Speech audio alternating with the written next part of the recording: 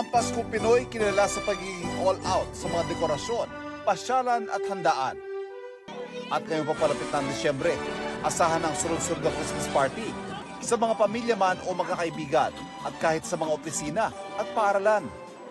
Pero sa isang international school sa Maynila, may inisyatibong galing sa mga estudyante sa halip na mag-Christmas party.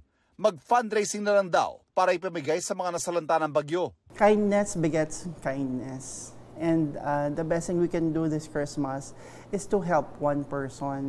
Ang palasyo na nawagan naman sa mga ahensya ng pamahalaan na kung maaari gawing simple lamang ang mga party. At ang anumang matitipid ay ibigay sa mga komunidad na nasalanta. Alinsunod dito sa sinabi ni Pangulong Bongbong Marcos kahapon. Bilang pagtalima, agad naglabas ng memorandum ang Department of Education kaugnay sa simpleng Christmas celebration sa lahat ng kanilang opisina at eskwelahan para makapagbigay ng donasyon sa mga napinsala na kalamidad. Tinanong namin ng mga kapuso online kung pabor sila rito. Sagot ng isa, pabor. Dahil mas mahalaga na bigyan ng prioridad ang kapakanan ng mga mamamayan kaysa sa marayang pagdiriwang. Pabor din ang isa pa. Pero sana ang mga nasa matataas sa pwesto daw ang manguna sa pagtulong. Base kasi sa kanyang obserbasyon, sila pang nangunguna sa mga pagdiriwang. Komento naman ng isa pa, bakit idadamay pa raw ibang taong hindi naman nasalanta ng bagyo? Dapat daw na ang mga nasalanta ng bagyo ang bigyan ng pag-asa para maging masaya ang kanilang Pasko. At sabi ng isa, ang dapat bawasan ang budget sa eleksyon at ibigay sa nasalanta ng bagyo at sa iba pang walang-wala para maranasan ng diwa ng Pasko.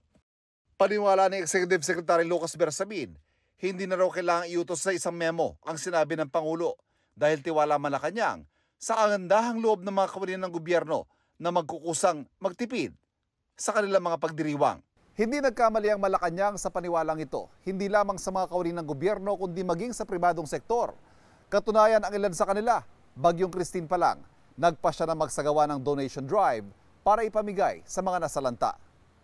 Wala pang opisyal na posisyon ng Philippine Chamber of Commerce and Industry, pero ayon sa kanilang chairman, magandang pangunahan ito ng gobyerno. It would be good if the government officials set the example. No? We know very well that they have their own discretionary fund, and they would say, okay, we will also give so much for this calamity. That would be nice, and it would be good for the private sector to be inspired by what our government and legislators are doing. Para sa GMA Integrated News, Ivan Mayrina ang inyong saksi.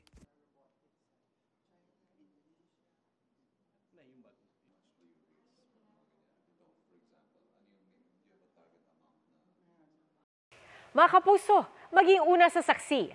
Mag-subscribe sa GMA Integrated News sa YouTube para sa iba't ibang balita.